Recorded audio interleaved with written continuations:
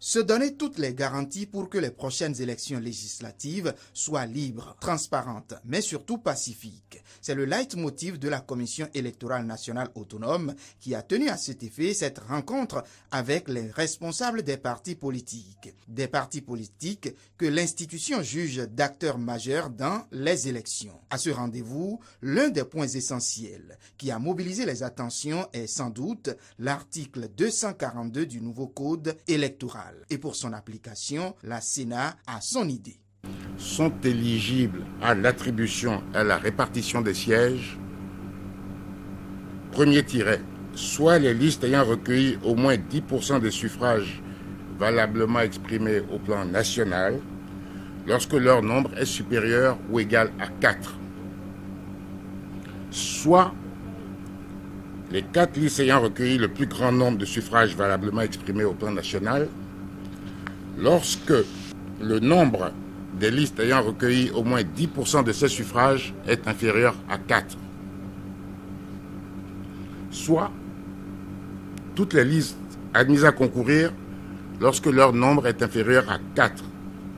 Et enfin, dernière hypothèse, toutes les listes admises à concourir sont éligibles lorsqu'aucune d'entre elles n'a recueilli au moins 10% des suffrages valablement exprimé au plan national. Le certificat de conformité exigé aux partis politiques existants avant le nouveau code électoral, les problèmes liés au quitus fiscal et bien d'autres ont aussi été au cœur des débats. La Cour constitutionnelle a rendu une décision et cette décision est une décision tendancieuse, polémique parce qu'elle vient de se substituer à l'Assemblée nationale en instituant une nouvelle pièce, celle qu'ils appellent certificat de conformité.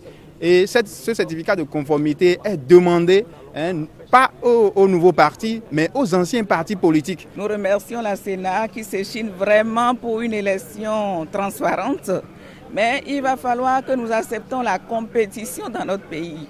Parce que jusqu'à ce jour, où nous sommes à 9 jours du dépôt des listes, parce qu'on doit déposer les listes à partir du 21 prochain, le ministère de l'Intérieur n'a pas encore joué sa partition. L'UDBN est entièrement à jour. L'UDBN a déposé son dossier depuis le 31 octobre 2018. Et le ministère de l'Intérieur tergiverse.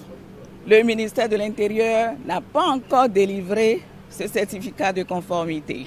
Ma dernière préoccupation, c'est le problème du quitus fiscal. Vous voyez, c'est vrai, c'est très intéressant le système. Mais est-ce que le niveau du Bénin a changé très rapidement pour que tout le monde, dans tous les villages, arrive à faire? Parce que nous avons des difficultés.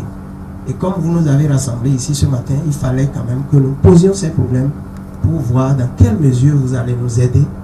Mais pour Emmanuel Tiando, la loi c'est la loi et la Sénat n'est pas l'organe qui devra juger de son opportunité. L'opportunité de la loi, ça ne nous concerne pas. C'est l'application de la loi qui nous concerne. Et nous voulons rester dans ce rôle.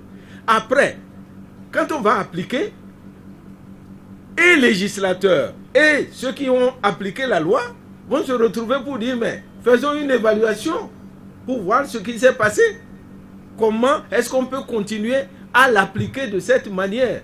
Voilà autant de questions qui restent encore sans réponse adéquate à quelques jours du délai lié au dépôt de dossier de candidature.